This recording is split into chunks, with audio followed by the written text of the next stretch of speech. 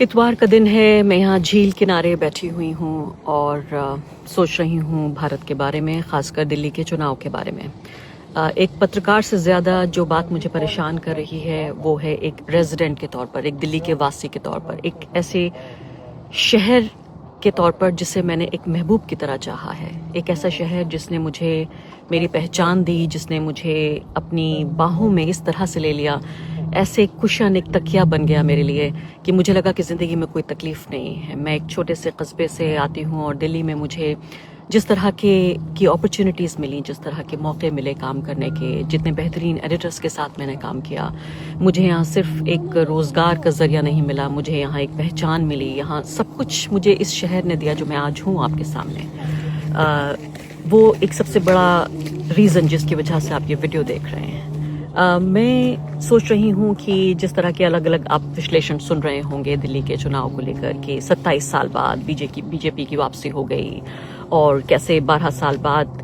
दोबारा वो लम्हा अरविंद केजरीवाल को मिल गया, एक शीला दीक्षित मोमेंट जिसे हम कहते हैं कि संदीप दीक्षित शीला दीक्षित के बेटे, उन्होंने उतने ही वोट पाए जितने वोट ज़रूरी थे अरविंद केजरीवाल को अपनी सीट जीतने के लिए।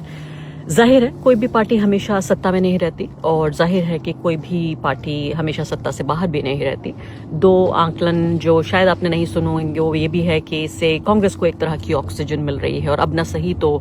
कुछ अगले चुनाव में कांग्रेस पार्टी उम्मीद कर सकती है कि फिर से वापसी की। दूसरा बड़ा आंकलन ये भी दिया जा रहा है, एक तरफ वो लोग हैं जो कहते हैं कि बीजेपी जैसी राजनीति नजर आती है आम आदमी पार्टी की और इसलिए आम आदमी पार्टी हारी है क्योंकि उसको सेक्युलर वोट नहीं मिला, या कांग्रेस पार्टी को सेक्युलर वोट मिल गया, इतना ही वोट जितना ज़रूरी था अरविंद केजरीवाल की पार्टी आम आदमी पार्टी को जीतने के लिए। लेकिन दूसरी तरफ एक और आर्ग्यूमेंट है और मैं शायद उस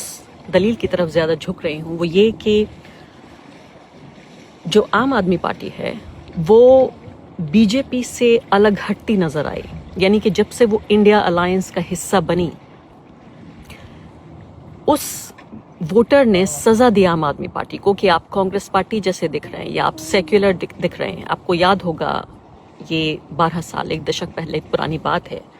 जब इसमें आम आदमी पार्टी एंटर हुई और आम आदमी पार्टी के खुद के नेता ये कहते हुए पाए गए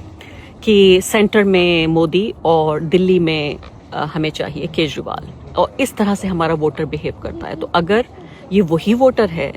जो वोटर नरेंद्र मोदी को वोट कर रहा है, तो अरविंद केजरीवाल ने ये कैसे सोचा कि इंडिया अलायंस का हिस्सा बने रहने के बावजूद वो मुख्यमंत्री बने रहेंगे और फिर से एक बार चुनाव जीतेंगे। तो मुझे लगता है कि ये इन दलीलों के परे बहुत महत्वपूर्ण जो इस वक्त बात है वो ये कि आम आदमी पार्टी को ये सोचना है कि वो सिर्फ, ये बात सच है कि एक शहर ही है, ये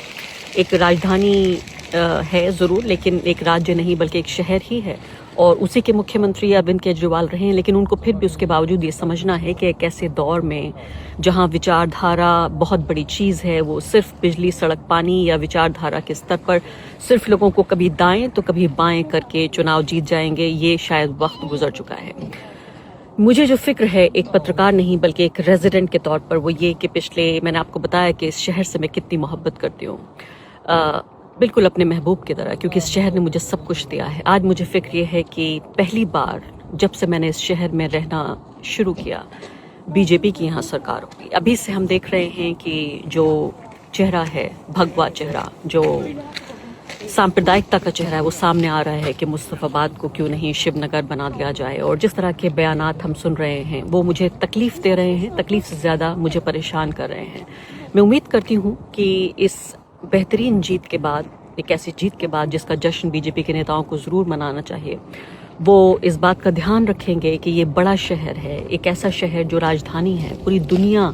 की नज़र इस शहर पर रहती है और जब भी वो सांप्रदायिक बात करेंगे, जब भी वो बहुसंख्यकवादी मेजॉरिटेरियन बातचीत करेंगे, पूरे दुनिया में बदनामी होगी, क्योंकि सबसे पहले ये खबर दिल्ली से पूरी दुनिया में फैलेगी। तो मैं उम्मीद करती हूँ कि जीतने के बाद वो ईमानदारी से, अच्छाई से, बेहतरीन तरीके से लोगों ने जो उन्हें मैंडेट दिया है दिल्ली के विकास का, उस पर अमल करने की कोशिश करेंगे, बजाय इसके कि अपने सांप्रदायिक एजेंडे को, जिसको हमने देखा है कि दूसरे राज्यों में लागू करते हैं, उसको यहाँ भी लेकर आएंगे। ये उम्मीद कर रही हूँ मैं एक रेजिडेंट के तौर पर।